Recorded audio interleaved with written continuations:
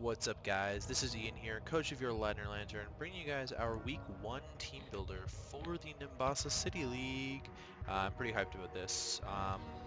We are playing Matt and the Green Bay Golisopods. I don't personally know Matt very well.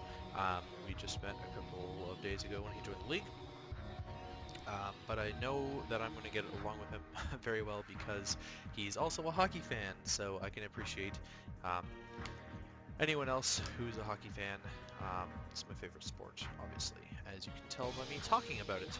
Let's run through Matt's team real quick here. He has Mega Niancy, Lanturn, Rotom Wash, Kyurem, Roserade, Hitmontop, Linoon, Jirachi, Volcarona, Alolan Persian, and Servine. I've prepped pretty hard for Volcarona, despite the fact that I don't see it coming. I maybe haven't prepped hard enough for the Landorus, so it might get bodied by that. We'll see how it goes. But I am expecting Mega Niancy, Lando, Rotom, Kyurem, Linoon, and Jirachi to come. I think Volcarona has a fairly poor matchup against my team. Servine has a poor matchup against my team. Alolan Persian has a poor matchup against my team. Roserade has a poor matchup, and Hitmontop has a poor matchup as well. He has priority in Hitmontop with Fake Out, Vacuum Wave, Sucker Punch, and Mach Punch, and Linoon with Extreme Speed. He had, Alolan Persian also gets Fake Out, I believe, and Sucker Punch. What else is there? He has hazards in Mega Niancy with Stealth Rock, Landorus with Stealth Rock, Roserade with Spikes, Toxic Spikes, and Jirachi with Stealth Rock. He has removal in Lando with Defog, Rotom with Defog, Hitmontop with Spin, Volcarona with Defog, and Servine with Defog. And he has 4 times weaknesses in Niancy to Steel, Landorus to Ice, and Volcarona to Rock. Yeah, we're going to try and abuse a little bit of a few of those 43 weaknesses. Again, I prepped really hard for the Volcarona, so we'll see how that goes. And yeah, let's just get right into things. First up's Lobotomy, or Uxie. Uxie's just going to be running a Sped F, specially defensive variant this week.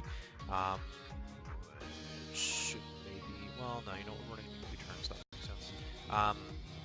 Minus special attack, I don't like that at all. Plus, we should go Sassy. Minus speed, we don't need speed.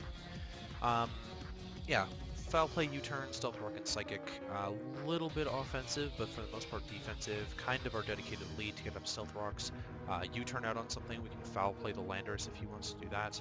And Psychic is there to hit the Hitmontop in case he brings in Hitmontop on this for whatever possible reason.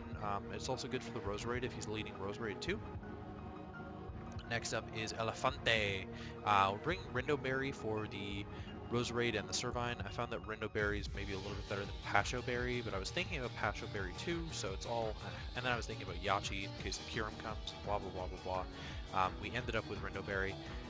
Rapid Spin, Earthquake, Endeavor, and Ice Shard. Honestly, Assault Vest would have been fine on this too.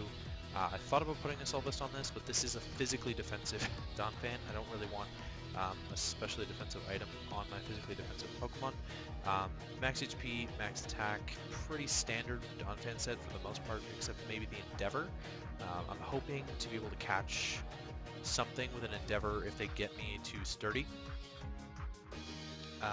Yeah, next up is kind of the star of the team this week, Apollo 13. Sorry, I'm using black and white sprites so the shiny doesn't show up, but it is going to be a shiny Celesteela. This is a very cool set that I put together, running Gracium Z, Totemize, Iron Head, Earthquake, and Seed Bomb. So at +1, once we're at +1, once we get the attack beast boost, we can OHKO Rotom Wash with a Gracium Z Seed Bomb if he's physically defensive. Iron Head is there for most of his team because he has a reasonable steel weakness. Earthquake hits the things that aren't weak to that, and Seed Bomb is there specifically for the Rotom Wash because it wasn't hit by either of the other moves very well. Well, Earthquake doesn't even hit it at all, and Iron Head is resistant. Yeah, max attack to give us the attack beast boost. I actually need to be Jolly 212, and so after an Totemize, we will outspeed Scarf Landorus. I can't outspeed Scarf Jirachi, unfortunately, so that thing will still outspeed us even at +2. Max attack for the attack beast boost, an odd value of HP, and then 4 into Spid F because I wanted to raise the Spid F up a little bit higher.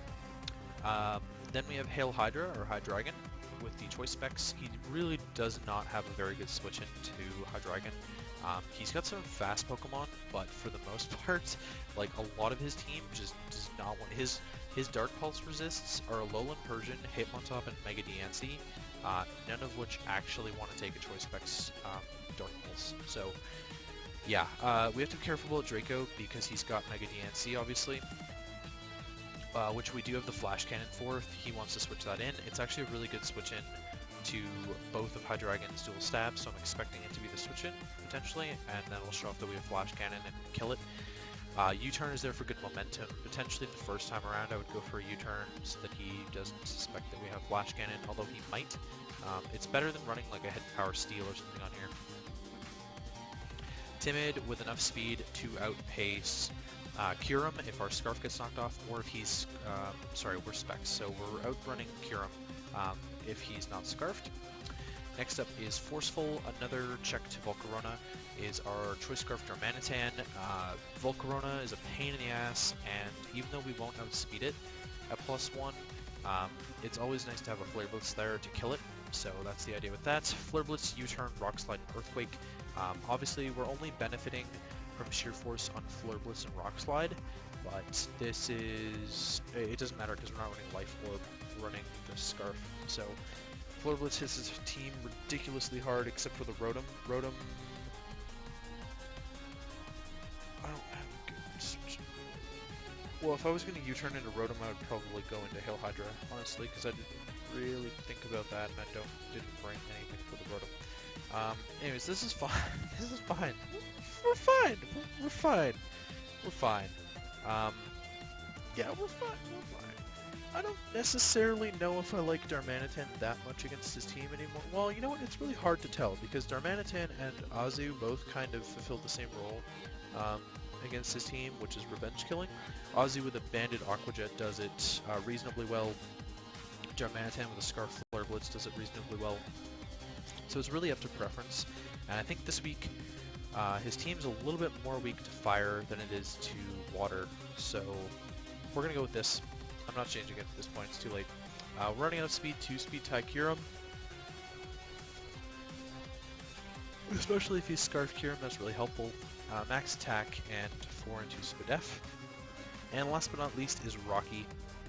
Another revenge killer. I actually just realized that we have Scarf on Darmanitan, so I don't need this to be Scarf, so I'll switch it back to what I originally had it at, which was Life Orb. Life Orb Tough Claws with the Accelerock, Stone Edge, Drill Run, and Brick Break. Accelerock's really good. It means that Volcarona is never going to win the game, ever, unless this thing is dead. Life Orb Accelerock does stupid amounts of damage to that thing, especially because it's Tough Claws boosted. It's also just really good priority to pick off a lot of the things on his team. I'm anticipating Linoon to be able to out-prioritize it with its own extreme speed, though, so we've got to catch that on a switch or something like that. Stone Edge is Tough Claws boosted, and it's ridiculous because it's stab as well. Catches a lot of the stuff on his team and hits it really hard. Drill Run is actually the better move to run on Lyncanroc. I believe it gets Earthquake, but Drill Run is... yeah, it does not get Earthquake, but it doesn't matter because Drill Run is more powerful. Because it's a Tough Claws contact move rather than a Earthquake move where you're hitting the ground and then does whatever. So it ends up being a higher base power with the Tough Claws boost than Earthquake would be, so I'm okay with that. And Brick Break is there for the Linoon in particular, although if for some reason he wants to get up screens, Brick Break is usually pretty helpful. So yeah, we're running enough speed on this to speed tie Mega Diancie as well. Max attack for defense. So that's our team for the first week of the Nimbasa City League, or the NCL. I'm looking forward to seeing how this league plays out, and I will catch you guys for the match.